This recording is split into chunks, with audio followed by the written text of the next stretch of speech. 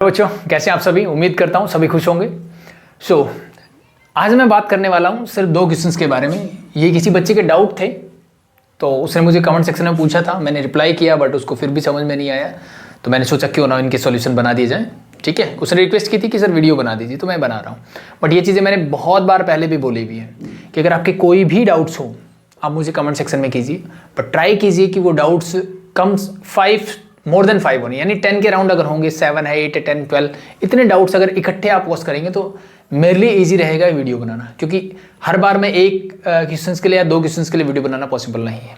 ठीक है, तो डाउट इकट्ठे कीजिए, पहले प्रैक्टिस कीजिए, 10-12 जो भी डाउट्स होंगे वो मुझे कमेंट सेक्शन में या किसी भी तरह से मेरे तक पहुंचा दीजिए, then we can solve it. So चलो, क्योंकि आज स्टार्टिंग है सॉल्यूशंस की, मतलब डाउट्स की, तो हम इन 2 क्वेश्चन से स्टार्ट करते हैं। इन दोनों क्वेश्चंस को ध्यान से देखिए। ठीक है, चलो पहले बात कर लेते हैं इसकी। और जिन बच्चों ने ये क्वेश्चन नहीं देखे हैं और जिनको इंटीग्रेशन की नॉलेज है, ठीक है, वो इनको ट्राई कर सकता है खुद से। पहले देखते हैं इस क्वेश्चन को, क्या किया जाना चाहिए, इस क्वेश्चन क्या अप्रोच होनी चाहिए हमारे। पहली बात तो मैं बता दूं, इस क्वेश्चन को सॉल्व करने के मेरे पास 2 मेथड रहेंगे। ठीक है, इस क्वेश्चन को सॉल्व करने के 2 मेथड रहेंगे। फर्स्ट वन क्या हो सकता है, जो नॉर्मली हर बच्चे के दिमाग में क्लिक करेगा सबसे पहले, क्योंकि हम जब 10th में 11th में हमने ट्रिग्नोमेट्री पढ़ी, तो हमने क्या पढ़ा कि सर जहां पे भी ट्रिग्नोमेट्री का क्वेश्चन हो और कुछ नहीं हो रहा उसको साइन कॉस में कन्वर्ट कर दो। तो पहली अप्रोच ये होगी हर एक बच्चे के दिमाग में। दूसरी अप्रोच थोड़ी इजी है, तो मैं बाद में बताता हूं। ठीक है, पहली अप्रोच देखो। सो मेथड नंबर 1, क्योंकि मेथड नंबर 2 से मैं दोनों क्वेश्चन करवाऊंगा, तो इसलिए पहले मैं मेथड नंबर 1 ट्राई कर लेता हूँ इसके लिए, क्योंकि इस पे मेथड नंबर 1 अप्लीकेबल होगा ही नहीं। तो मेथड नंबर 1 से ट्राई करते हैं कि जो मैंने सोचा कि किसी भी बच्चे के दिमाग में सबसे पहले जो चीज क्लिक करेगी यहां से, वो ये करेगी कि सर क्यों ना इस टेंजेंट एक्स को मैं साइन बाई कॉस में कन्वर्ट करके ट्राई करता हूं कि क्वेश्चन सॉल्व हो पाता है कि नहीं हो पाता। बिल्कुल ट्राई कीजिए। सो ये dx मेरा एज इट इज रहेगा, नीचे मेरे पास है 3 + 2 और टेंजेंट को मैं लिख सकता हूं sine x divide by cos x. कोई दिक्कत नहीं होनी चाहिए। नाउ अब मैं इस कॉस एक्स को ले सकता हूं एलसीएम।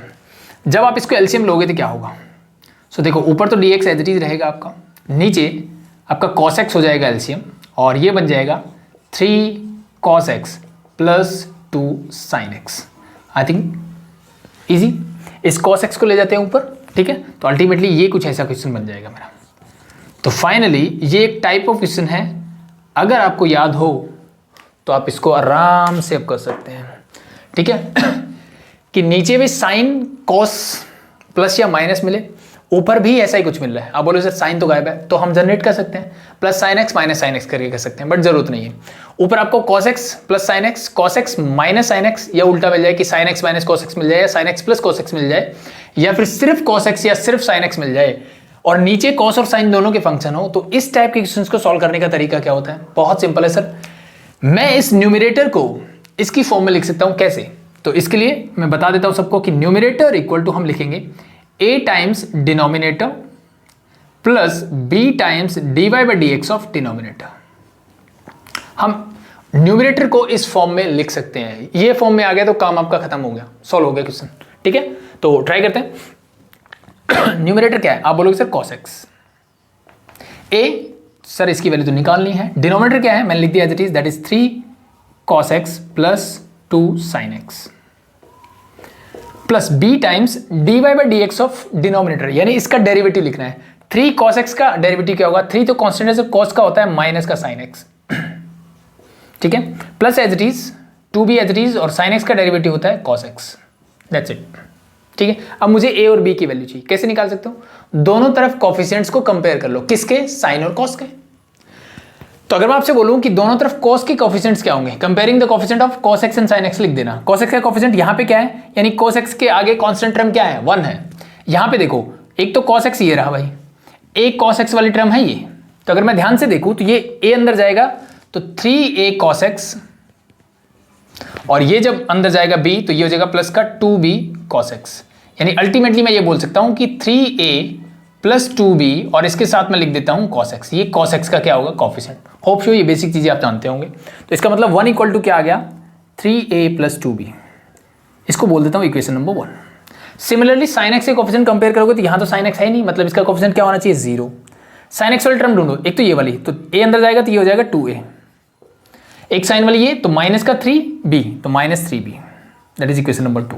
साइन x का बोला तो ये नेगेटिव साइन भी काउंट होगा, ध्यान रहे। ये दो इक्वेशन से आपको यहाँ से a और b की वैल्यू चाहिए, तो सिंपल सा दिख रहा है, किसी भी एक इक्वेशन को 2 से मल्टीप्लाई कर दो, दूसरी को कर दो 3 से, you will get the answer. मतलब एक टर्म सेम हो जाएगी, वहां से एलिमिनेट करके आप आंसर निकाल सकते हो। अगर मैं पहले को 2 से करता हूं तो ये हो जाएगा 2 = 6a + 4b। 3 से करता हूं तो ये 0, 6a - 9b हो जाएगा। नाउ सब्ट्रैक्ट कर दीजिए, माइनस प्लस, तो ये तो 2 ही आएगा, ये कैंसिल आउट हो जाएगा, ये बचेगा मेरे पास 13b, यानी b की जो वैल्यू इंप्लाइज दैट b = क्या आ गया 2/13। ये पहली वैल्यू मिल गई मुझे b की। सिंपल। अब इस b की वैल्यू को किसी भी एक इक्वेशन में पुट कर दीजिए, तो आसान कौन सी लग रही है, पहले वाले में पुट कर देते हैं। यहां करोगे तो क्या मिलेगा, 1 = 3a + 2 × 4/13। 4/13 उधर जाएगा तो क्या बनेगा 9/13,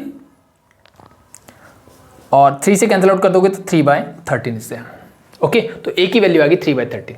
now put the values and get your answer, बस हो गया काम। सो देखो, इसका मतलब मैं इसी बात को क्या लिख सकता हूं, ध्यान से देखो, मैं यही लिख देता हूं, आपको नेक्स्ट लाइन में लिख देना है कि cos x को मैं क्या लिख सकता हूं भाई, cos x को मैं a की वैल्यू यहां पुट कर देता हूं, तो ये हो जाएगा 3/13, और b की वैल्यू मैं यहां पुट कर देता हूं, तो b क्या निकला था 2/13।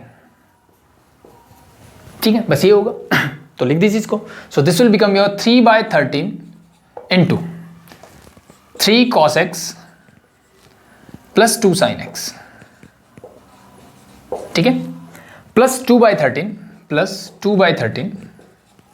द नेक्स्ट इज, इसको मैं आगे पीछे करके लिख दूं, यानी प्लस वाले टर्म को आगे 2 cos x - 3 sin x, इसको मैं लिख देता हूं ऐसे कुछ।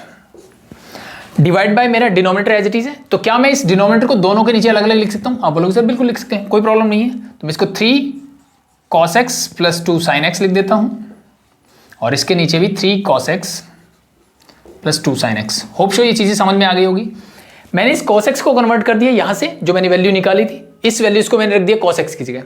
अब मेरे पास दो टर्म थी, इन दोनों को अलग अलग किया मैंने, और दोनों के नीचे अलग अलग क्या कर दिया, डिनोमिनेटर को लिख दिया। होप सो ये बेसिक सी चीज है जो हम सब जानते हैं। सो चलो थोड़ा सा ऑर्गेनाइज करके लिख देते हैं हम, ऊपर नीचे हो गया है, इट्स ओके। इसका इंटीग्रेशन है, इसका इंटीग्रेशन मतलब दोनों का अलग अलग इंटीग्रेशन कर लीजिए, साथ में लिख दीजिए dx, ये रहेगा एज इट इज। ठीक है, इस 3/13 को भी मैं बाहर ले लेता हूं। अब देखो आपके पास इससे कैंसिल आउट, तो ये 3/13 के साथ तो आ गया आपका सिंपली x, 1 का डेरिवेटिव क्या होता है x, काम खत्म, प्लस 2/13। अब मुझे बताइए ये क्या है, एक टर्म है उसका एग्जैक्ट डेरिवेटिव ऊपर पड़ा है, तो ये हम सब जानते हैं कि इंटीग्रेशन ऑफ अगर मैं आपको बोलूं कि f' डिवाइडेड बाय f(x) आपको अगर मिलता है dx, तो that is directly equal to, ये किसकी इक्वल होता है डायरेक्टली, आप बोल सकते हो that is directly equal to log of f(x) plus एक कांस्टेंट तो रहता ही है। ठीक है, ये हम बहुत बार कर चुके हैं। So it means this is directly log of, mode के अंदर क्या आ जाएगा 3 cos x + 2 sin x, और प्लस में एक लग जाएगा constant, that's your final answer. Simple, clear, hope so simple भी होगा, क्लियर भी होगा। ठीक है, समझ में नहीं आया एक बार और रिवाइंड करके देखना, एक दो बार खुद से करके देखो कि चीज़ें क्लियर हो जाएगी। सिंपल है। So that's it. तो देखो ये तो स्टैंडर्ड क्वेश्चन है जो नॉर्मली आते हैं, यहाँ पे थोड़ी सी प्रॉब्लम थी। ठीक है, वो भी अगर मैं बेसिक अप्रोच से जाऊँ तो आप डायरेक्टली कर सकते हो। ठीक है, होप सो क्लियर। अब मैं बताता हूँ इसका सेम क्वेश्चन को करने का दूसरी अप्रोच क्या हो सकती है। इसको हटा दूँ आई थिंक। अब बात करते हैं मेथड नंबर 2 के बारे में, जिससे ये दोनों क्वेश्चन ही सॉल्व हो जाएंगे। अब मेथड नंबर 2 क्या बोलते हैं, ध्यान से देखो। एक अप्रोच तो थी कि साइन कॉस में कन्वर्ट कर लूं, बाई चांस मान लो ऐसा हो जाता है कि साइन कॉस से हो ही नहीं रहा है। ठीक है, नॉर्मली तो हो जाएगा, नहीं हो रहा तो क्या करोगे। ठीक है, या फिर कुछ और सोच सकता हूं मैं कि क्या सेम क्वेश्चन को किसी और तरीके से किया जा सकता है, मे बी वो आसान हो। ये टेंजेंट एक्स है, मैंने इस टेंजेंट एक्स को देखा, इसको देख के मेरे को समझ में आया कि टेंजेंट एक्स का डेरिवेटिव होता है sec² x, और हमने सीखा है शायद डिनोमिनेटर में हो या पावर में हो, कुछ फंक्शन अगर दिया हो उसको हटाना है, सिंप्लीफाई करना है, तो हमें उसका डेरिवेटिव ढूंढना चाहिए किसके साथ, dx के साथ प्रोडक्ट फॉर्म में, जो कि यहाँ नहीं है। टेंजेंट एक्स का डेरिवेटिव होता है sec² x, जो कि नहीं है। बट क्या मैं बना सकता हूँ एक बार के लिए, तो मैंने एक बार सोचा कि क्यों ना मैं एक काम करूं, सेम टर्म को मैं sec² x से तो मल्टीप्लाई कर देता हूं और इसी से ही डिवाइड कर देता हूं। क्या मैं ऐसा कर सकता हूं? आप बोलोगे बिल्कुल कर सकते हैं, कोई प्रॉब्लम नहीं। ऐसा करने से बेनिफिट क्या हुआ, ध्यान से देखो। इंटीग्रेशन ऑफ, ऊपर मेरे पास हो गया sec² x dx, जो कि डेरिवेटिव होता है टेंजेंट एक्स का। ये टर्म मेरे पास as it is 3 + 2 tan x, और we all knew that sec² x को मैं लिख सकता हूं 1 + tan² x। यस और नो? बिल्कुल लिख सकते हैं, काम हो गया मेरा। अगर मैं यहां से tan x को अज्यूम कर लेता हूं दैट इज t, तो इसका डेरिवेटिव क्या होता है? आप बोलोगे sir sec² x dx is equal to क्या हो जाएगा? dt हो जाएगा। Now substitute the values, integration of, ऊपर वाला पूरा बन गया dt, नीचे देखो क्या आया, tan x को t बोलोगे तो ये आ जाएगा 3 + 2t, और इसको t बोलोगे तो ये हो जाएगा 1 + t²। इसको चाहो तो आप स्टैंडर्ड फॉर्म में लिख सकते हो, अदरवाइज ऐसे भी काम चल जाएगा। देखो ध्यान से क्या हुआ, ये एक पार्शियल फ्रैक्शन का क्वेश्चन बन गया जहां पे एक लीनियर फैक्टर है और एक क्वाड्रेटिक फैक्टर है। तो इस पार्शियल फ्रैक्शन से इसको क्या कर दो? सॉल्व कर दो। तो यानी मैं इसको थोड़ा अलग लिख लेता हूं कि 1 डिवाइडेड बाय 3 + 2t को क्या मैं 2t + 3 लिख लूं एक बार, मतलब मैं स्टैंडर्ड फॉर्म में लिख रहा हूं और कुछ नहीं कर रहा। आप चाहो तो 3 + 2t भी लिखो ही चलेगा। 1 + t² को मैं लिख लेता हूं t² + 1। पार्शियल फ्रैक्शन से क्या बोल सकते हैं हम कि पहला फैक्टर है a डिवाइड बाय, क्योंकि लीनियर है इसलिए मैं कांस्टेंट टर्म ऊपर आएगी तो 2t + 3 हो जाएगा। दूसरा फैक्टर जो है वो कैसा है? क्वाड्रेटिक। इसका मतलब ऊपर लीनियर टर्म आएगी, यानी ये कुछ bt + c टाइप आएगा डिवाइडेड बाय t² + 1 आएगा।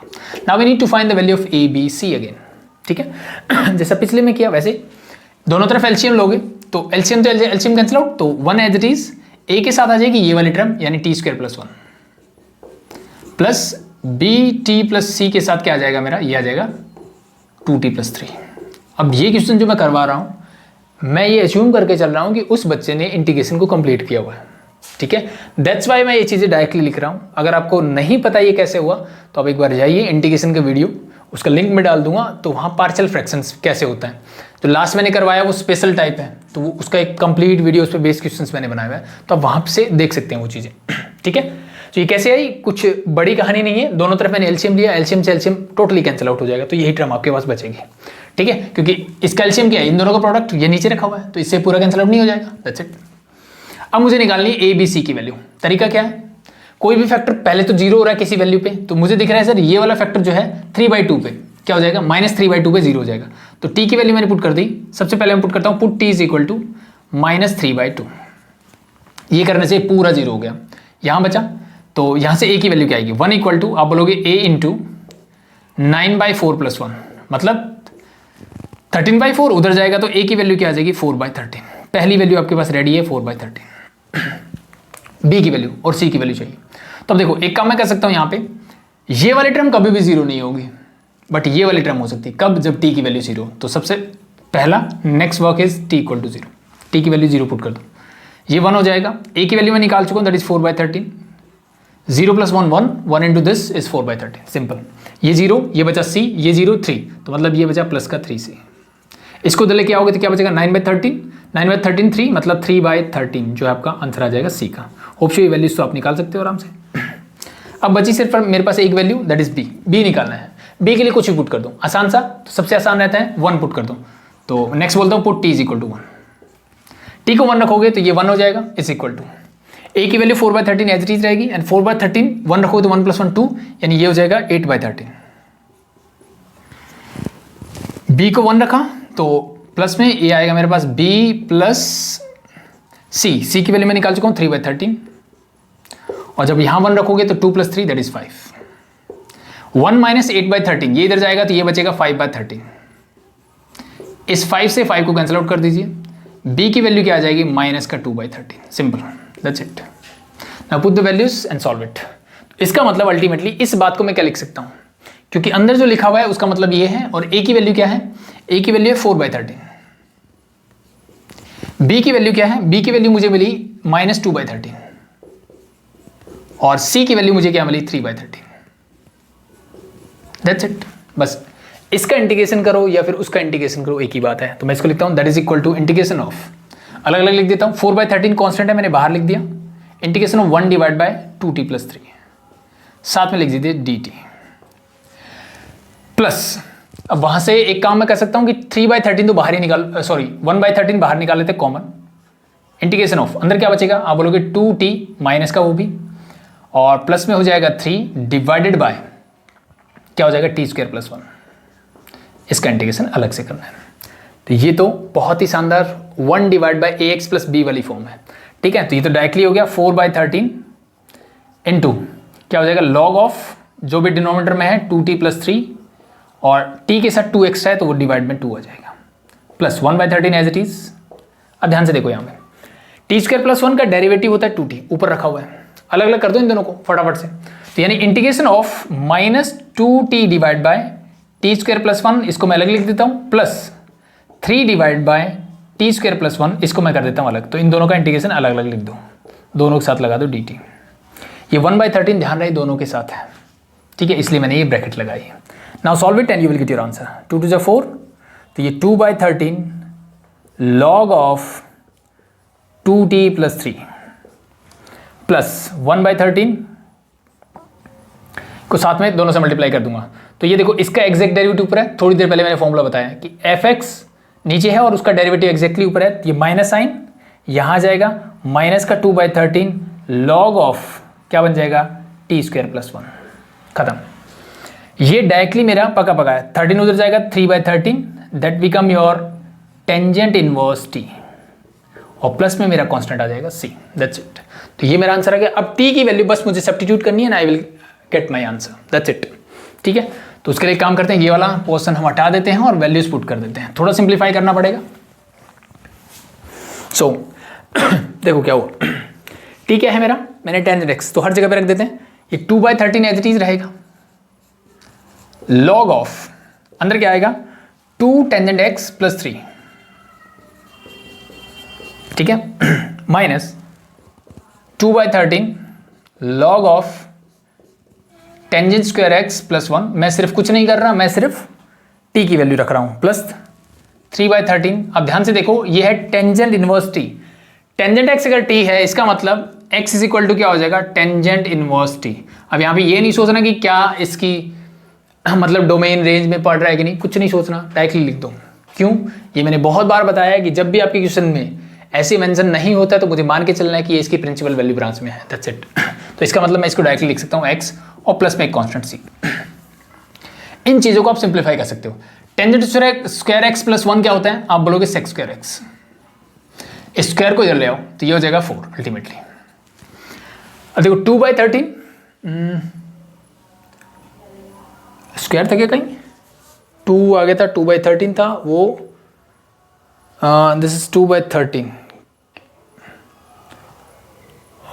हमने गड़बड़ कर दी, क्या गड़बड़ कर दी, ये 2t तो इसके साथ हो गया ना, तो ये 2 1 ही रहेगा, इसलिए मुझे लगा कुछ तो गड़बड़ है।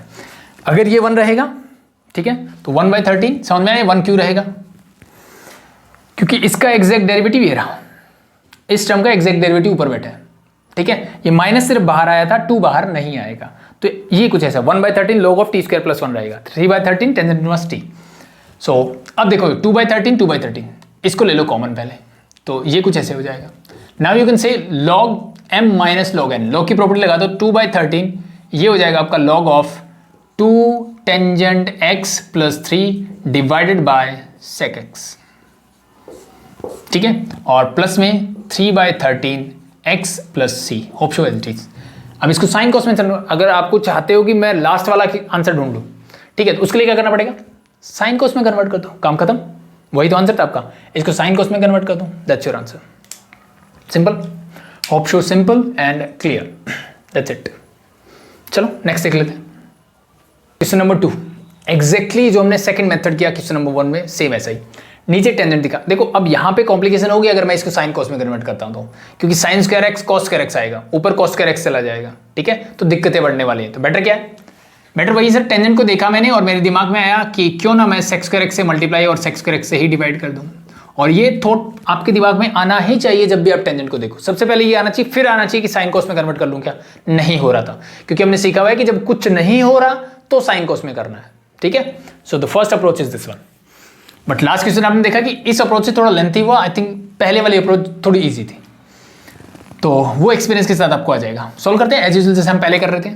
तो इसको मैं लिख सकता हूँ इंटीग्रेशन ऑफ, ऊपर हो जाएगा सेक स्क्वायर एक्स dx, और नीचे वाली टर्म हो जाएगी, इसको मैं रीअरेंज करके लिख रहा हूँ, टेंजेंट स्क्वायर एक्स + 3 लिख देता हूँ इसको, और इसको मैं लिख देता हूँ टेंजेंट स्क्वायर एक्स + 1, क्योंकि सेक स्क्वायर एक्स यही होता है। होप सो क्लियर है। अब ध्यान से देखो, क्या मैं टेंजेंट एक्स को t बोल सकता हूँ, बिल्कुल, अगर ये t है तो सेक स्क्वायर एक्स dx क्या हो जाएगा, आप बोलोगे dt, पुट द वैल्यूज, ऊपर आपका dt, नीचे ध्यान से देखो क्या हो जाएगा, नीचे आपका हो जाएगा sorry T square plus 3 and T square plus 1, that's it. ये बहुत ही सिंपल पार्शियल फ्रैक्शन का क्वेश्चन है जिसको आप डायरेक्टली चाहो तो सॉल्व कर सकते हो, नहीं तो फुल प्रोसेस के साथ जाओ। ठीक है, कि अल्टीमेटली देखो इन दोनों का डिफरेंस चेक करो, क्या आ रहा है 2 आ रहा है, इन दोनों का डिफरेंस क्या है 2। तो अगर मैं यहाँ पे कुछ ऐसे लिख दूँ एक मिनट के लिए 1 by T square plus 3 plus 1 divide by T square plus 1, sorry plus नहीं माइनस तो करना ही पड़ेगा क्योंकि ऊपर देखो सिर्फ कांस्टेंट टर्म है, टी स्क्वायर से टी स्क्वायर उड़ाना है। अगर मैं ऐसे करता हूं तो यहां से मुझे आंसर -2 मिलेगा। ठीक है, तो इसका मतलब अगर मैं यहां पे बाहर लिख दूं माइनस का 1/2 तो मेरा काम हो गया। इस बात को मैं एग्जैक्टली ऐसे लिख सकता हूं। ठीक है, समझ में आया? ठीक है, तो बस इसका कर दो इंटीग्रेशन, काम खत्म। समझ में आया कि नहीं आया? ठीक है, आया तो बहुत अच्छी बात है, नहीं आया तो एज यूजुअल जैसे लास्ट क्वेश्चन किया वैसे कर लेना कि मेरे पास 1 divide by T square plus 3 है और यहां पे है T square plus 1 partial fraction से। अब ध्यान देने वाली बात क्या है, टी स्क्वायर आपको दिखेगी क्वाड्रेटिक टर्म्स। आप पार्शियल फ्रैक्शन से क्या करोगे, आप जाओगे सर ऐसे कि मैं लिख देता हूं A T plus B divide by T square plus 3, ऐसे करेंगे। फिर हम यहां पे लिखेंगे C T plus D divide by T square plus 1।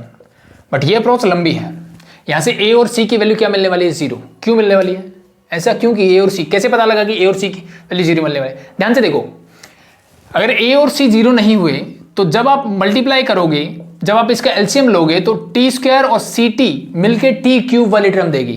क्या देगी? टी क्यूब वाली टर्म। यहां क्या है, सिर्फ कांस्टेंट है सर, क्या मुझे चाहिए वो नहीं चाहिए। तो इसका मतलब इसके लिए ए और सी का 0 आना बहुत जरूरी है। ठीक है, ये इन दोनों का 0 आना बहुत जरूरी है। ठीक है, ये चीज पहली अप्रोच। दूसरी चीज जो याद रखने वाली बात है वो आप डायरेक्टली याद रखो कि जब भी आपको ऐसे कुछ पार्शियल फ्रैक्शन का क्वेश्चन मिले जहां पे आपको T square X square Y square इस टाइप की टर्म मिलती है, सिर्फ ना वाई है ना वाई क्यूब है, कुछ भी नहीं है और ऊपर कांस्टेंट टर्म आपको दिख जाए, मतलब सीधी सी बात मैं बोलना चाह रहा हूं कि जो भी वेरिएबल है उसकी एक सिंगल पावर मिले, चाहे वो लीनियर हो, ठीक है, चाहे वो क्वाड्रेटिक हो, चाहे वो क्यूबिक हो, चाहे वो बाई क्वाड्रेटिक, कुछ भी हो, उस केस में आप डायरेक्टली एक बार क्या कीजिए, अब ये इंटीग्रेशन क्वेश्चन नहीं है, मैंने सिर्फ ये वाली टर्म को निकाला एक बार बाहर, इस वाली टर्म को कर रहा हूं।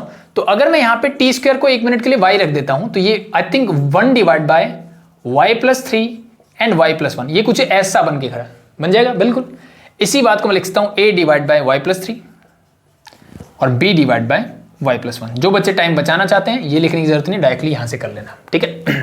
बट क्वाड्रेटिक मत लिखना ऊपर, सॉरी लीनियर मत लिखना नीचे क्वाड्रेटिक देख के, क्योंकि नीचे दोनों ही क्वाड्रेटिक है, इसके अलावा कोई और टर्म नहीं है, इसका मतलब इसकी हायर पावर कुछ होने ही नहीं वाली है। तो जितने भी वेरिएबल के साथ जो कोफिशिएंट है वो सारे 0 है। बस इसको सिंप्लीफाई करो तो a के साथ क्या आ जाएगा y प्लस 1 और प्लस b के साथ क्या आ जाएगा y प्लस 3, ठीक है। सॉरी, दोनों तरफ क्या करोगे, पहले y को -3 पुट करो, ये 0 हो जाएगा, तो यानी a की वैल्यू आ जाएगी -12 क्लियरली, ठीक है। -3 + 1 -2 -2 1 बाई -2, -1 रखोगे तो ये 0 ये 2, यानी b की वैल्यू क्या आ जाएगी हाफ, दैट्स इट, ठीक है। a क्या है, a y प्लस 3, y का मतलब टी स्क्वायर, इसका मतलब ये टी स्क्वायर वाली टर्म है, सॉरी y तो टी स्क्वायर है ना भाई, टी स्क्वायर प्लस 3 के ऊपर a है, उसकी पावर -12 है। तो ध्यान से देखो, अगर मैं इस -12 को 1 मिनट के लिए हटा दूं तो इसके ऊपर क्या आना चाहिए, -12 आना चाहिए और इसके ऊपर आना चाहिए हाफ, ठीक है। बीच में साइन प्लस का ध्यान रहे, ये मैंने प्लस लगाया। अगर मैं -12 यहां से कॉमन लेता हूं तो ये तो 1 हो जाएगा और ये -1 हो जाएगा, दैट्स इट। यही मैंने थोड़ी देर पहले लिखा था, दैट्स इट, सॉल्व इट, ठीक है। बस इसको इंटीग्रेट करना है मुझे, तो इसका इंटीग्रेशन कर लो, इसका कर लो, हो जाएगा।